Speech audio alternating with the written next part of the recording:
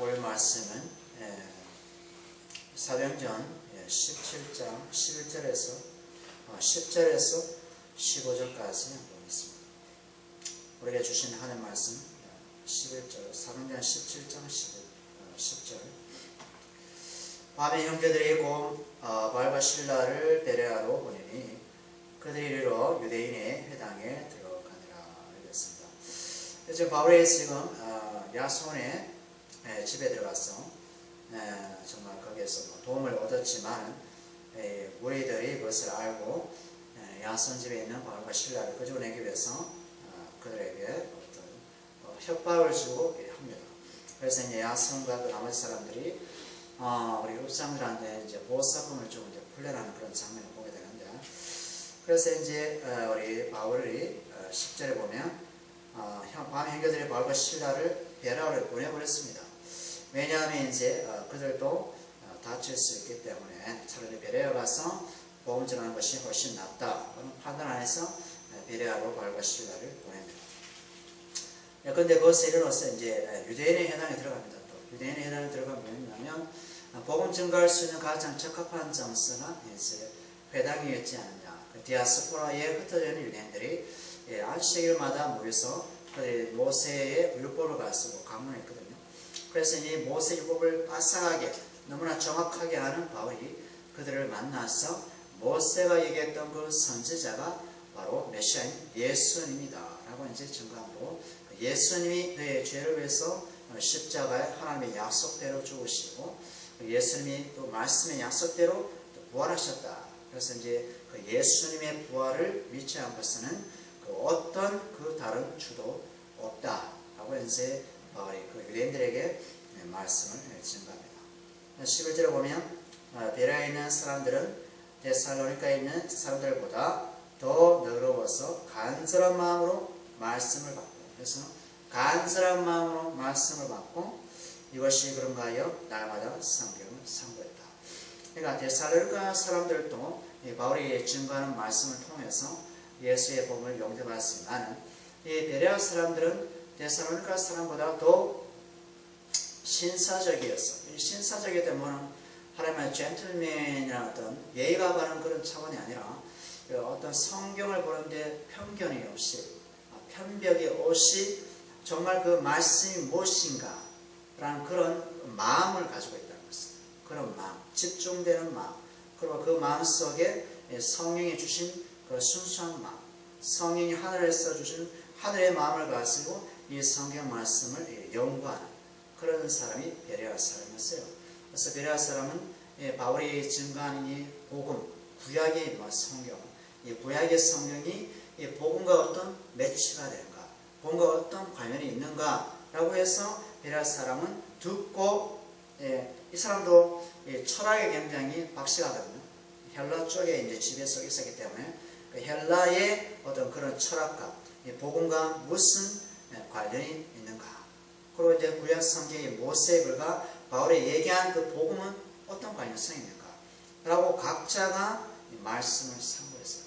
그래서 이제 바울이 전하는 그 말씀이 정말 그런가 하였어, 정말 메시아가 정말 그럴까, 정말 그리스도께서 정말 예수입니까 라고 해서 보는 것입니다. 오늘날 성도들과 좀 다른 면이 있죠. 오늘 성도는 그냥 강단에서 선포된 말씀을 그냥 아멘 아멘 하고 하는데 본인이 직접 확인도 안 하고 정말 그것이 그런 말씀일까, 이런 어떤 의구심도 가지면서 집에 가서 성경 열어서 젖혀서 성령께서 그 안에 계시기 때문에 성령 인도하심으로 말씀을 확인하고 정말 이것이 그럴까 기도도 해보고 성령께서 주시는 메시지를 가지고 살아야 되는데, 오늘날 이 성도는 너무 바쁘다 보니까 삶에 치이고 자식에 치이고 또 자기 자신의 여러 가지 또 삶의 개인의 또 삶의 취미생활에 치다 보니까 말씀을 도무지 읽을 시간이 없다 하는 것이죠.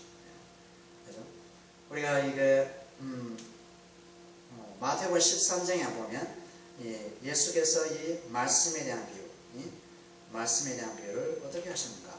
마태복음 13장 3절에 보면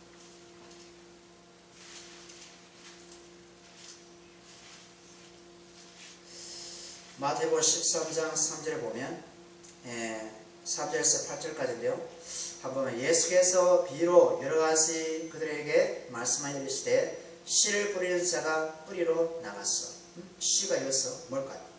뿌리에 들어오는 길가에 떨어지면 새들이 와서 먹고 5절에 들어오는 흙이 얕은 돌밭에 떨어지면 흙에 깊지 않은 곳 싹이 나오나 해가 돋은 후에 타서 타버리고 뿌리가 없어 말랐고 7절에 또는 가시떨기 위에 떨어지면 가시가 자라서 기운을 막아버리고 또는 좋은 땅에 떨어지면 이것은 100배 어떤 60배 어떤 30배 결실을 하였다. 귀는 자는 들을지어다. 이렇게 나옵니다.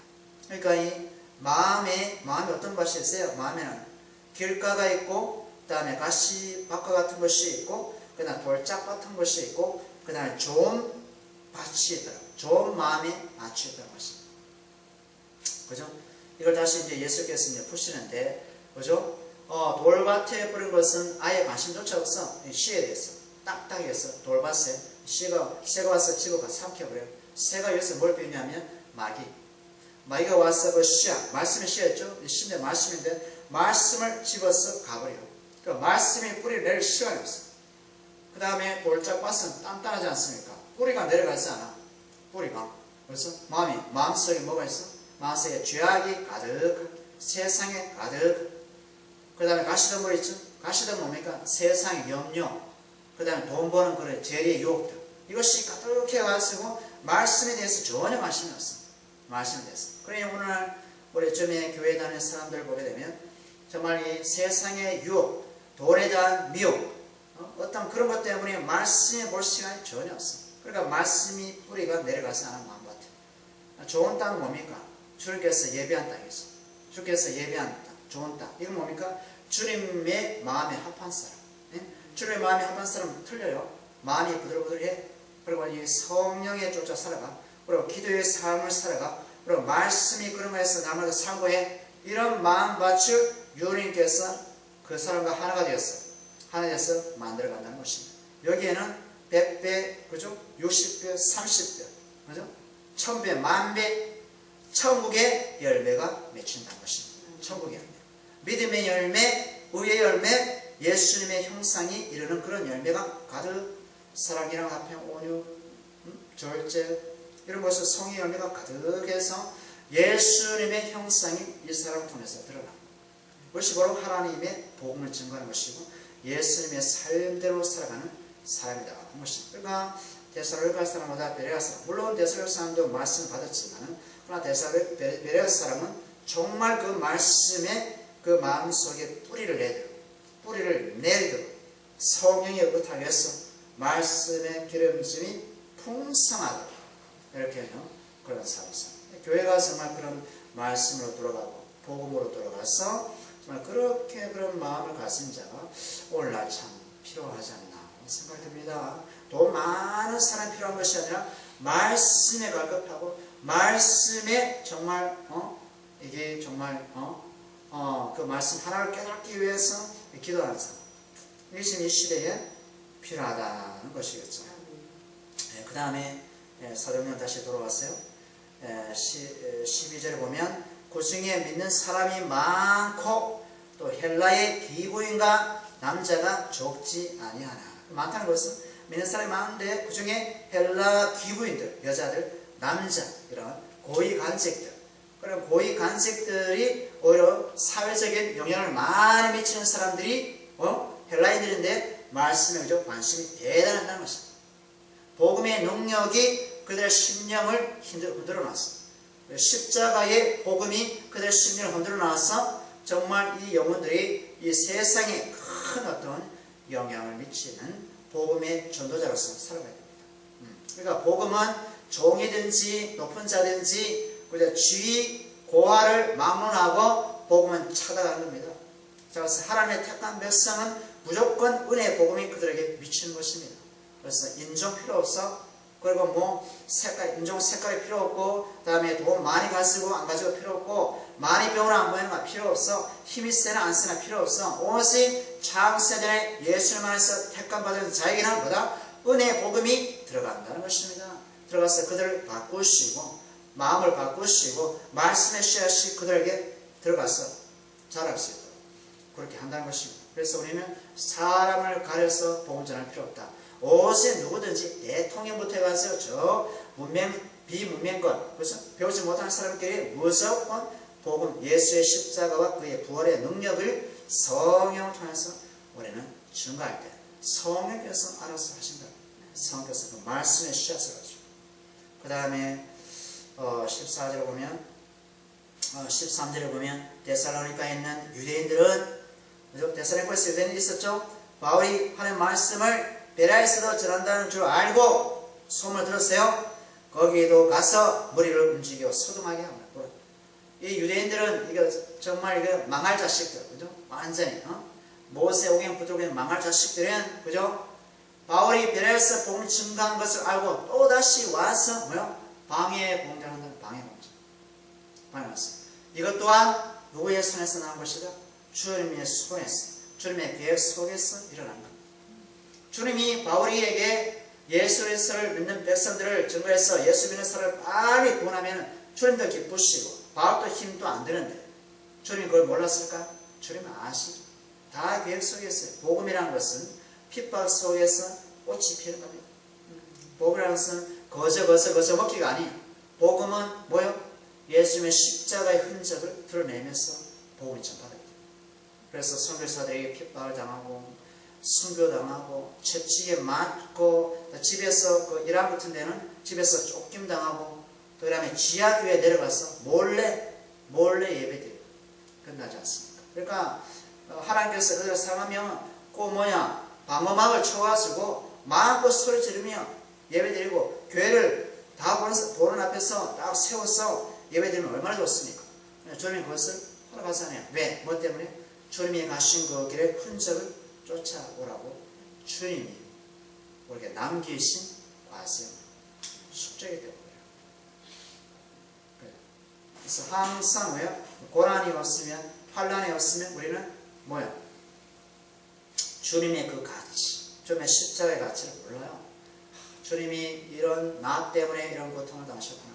주님도 얼마나 종교인들에게, 얼마나 바리새인들에게 목청을 높여서 말씀을 증거했는데 그들은 정말 거부하고 그냥 죄인들에게, 창녀들에게, 그리고 세리들에게, 그리고 이게 질병 걸린 자들에게 그들에게 복음을 증하지 않습니까? 결국에는 십자가 죽기까지 죽음을 당하시고, 그죠? 그 다음에 보면 14절에 형제들이 그 바울을 내보내버렸어요.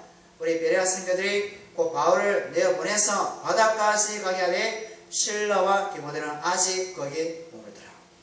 실라와 바울은 아직 유명한 인물이 아니야. 아직 그 현장에서 두각을 나타내는 인물이 아니기 때문에 거기서 베레아에 잠시 머물게 두고 바울만 어디요? 바다 가운데로 가게 해서 안전한 곳에 그들을 숨겨놓습니다. 그죠? 하나님께서는 그런 어떤 팀 사역을 통해서 또 바울을 또 안전하게 또 모시게 돼요. 이것도 하나님께서 준비하신 것이죠. 바울이 겁쟁이네, 도망가네, 복음을 증거해야 됐으니 그 복음과 맞서가 안 쓰고 숨겨야지, 왜 도망갔지? 이렇게 충분히 생각할 수 있지만 아직 바울에 대한 사명이 끝나지 않았다는 것입니다. 사명이 끝나지 않기 때문에 하나님께서 도망치게 했으라도 형제의 도움을 통해서 어디 갔으라도 복음 증거할 곳이 있기 때문에 로마까지 가야 되거든요. 로마까지 가서 거기서 죽어야 되거든요. 그래서 그거 가는 거예요. 도망 가도 비가 온 자식이어도 상관없어요. 복음을 증거해서 어찌하든지 예수님의 복음을 증거하면 되는 거죠. 사람이 죄 짓는 것에 육신이기 때문에 늘 죄 짓는 거 당연하지 않습니까? 우리는 예수의 십자가에 용서하시는 사람의 존재이기 때문에 그 십자가 복음을 증거하는 데만 초점 맞췄어. 살아가는 것이죠. 바울 또한 그 심령이 어때요? 정말 베레아에서 죽고 싶지만 바울이 죽음을 두려워했으니까? 아니잖아요. 40의 가범매를 맞고 태생이 맞고 죽을 고비를 몇 번 넘겼는데 죽음 두려워하지 않았어요. 단지 잃어버린 영혼에 대한 그 목마른 영혼이 자기를 기다리고 있으니까 가는 겁니다. 그 다음에 15절에 보면 바울을 인도하는 자들이 그를 데리고 아덴에까지 아덴 나왔어요. 아덴에까지 그죠? 그에게 실라와 디모데를 자기에게 속히 오게 하라는 명령을 받고 떠나니라. 이렇게 됐습니다. 디모데 아델에서 다시 부릅니다. 그래서 이제 이 데살로니가 3장 1절 보면 이제 이 디모데 있잖아요. 디모데를 아덴에서 만납니다. 아덴에 데리고 오라 합니다. 아덴에 불러와서 디모데를 만나고 이 디모데를 어디를 보냐면 데살로니가로 보냅니다. 다시 데살로니가 가서 왜 갔냐면 데살로니가에서 복음의 씨를 뿌렸잖아요. 뿌렸기 때문에 거기에서 믿는 자가 있거든요. 그들을 돌볼 수 있는 목회자가 없어. 그래서 거기에 와서 목회를 하도록 데살로니가에 보내고, 그 다음에 신라 있죠. 신라는 어디 보냈냐면 그 학제에 따르면 어디 보냈냐면 빌립보 마게도냐로 마게도냐 첫 성이 있었죠, 그죠? 마게도냐 첫 성에 그걸 보냅니다. 근데 바울은 고린도 기회로 다시 갑니다. 고린도 지역으로 다시 갑니다. 그래서 이제 여기에 뭐 디모데, 신라, 바울은 뭡니까? 자기의 삶이 없어. 자기의 취미거리가 없어. 자기의 삶과 취미 뭡니까? 복음 증거하는 거 이거밖에 없어요. 오늘과 너무 다른 패턴이 있어. 너무나 우리 삶과 방식이 너무 다르서. 그래서 우리가 정말 복음에 미쳐야 돼요. 예수에 미쳐야 돼요. 예수에 미치지 않으면 세상의 방식, 사고, 가치가 우리의 몸과 마음을 점령해요. 그러면 세상 사람과 똑같은 그런 사람을 살아갈 수밖에 없어. 그 순간이 있습니다. 바울이 이걸 세상처럼 영화 보기를 누리고 싶지 않겠어요? 누리고 싶었겠죠. 근데 그걸 다 내려놓지 않습니다. 그래서 말씀 정리합니다. 우리가 복음 증거할 수 있는 장소만 있다면, 복음 전할 수 있는 대상이 있다면 그를 붙들고 기도하고, 하나님이 그 영혼의 마음을 열어주셔서 그 마음에 예수의 복음에 들어가게 하옵소서. 그리고 그 말씀이 그 영혼의 마음 심정의 뿌리를 내려서, 그죠? 성숙한 그리스도의 도를 알게 하시고 의의 말씀을 먹을 수 있는 자로 자라나게 하여 주시옵소서. 그래서 우리가 이제 기도하는 겁니다. 그렇잖아요? 하나님의 말씀을 믿는다면, 하나님의 살아계심을 믿는다면, 예수는 지금도 우리 안에 계셔서 지금도 일하심을 믿는다면, 우리가 교회를 위해서, 목회자를 위해서, 선교사를 위해서, 주의 자녀를 위해서 당연히 기도해야 되겠죠. 바울이 이러잖아. 너희는 기도하라, 도구하라, 강구하라. 우리가 복음을 담대히 선포하도록 강구해달라. 기도하라고 하지 않습니다.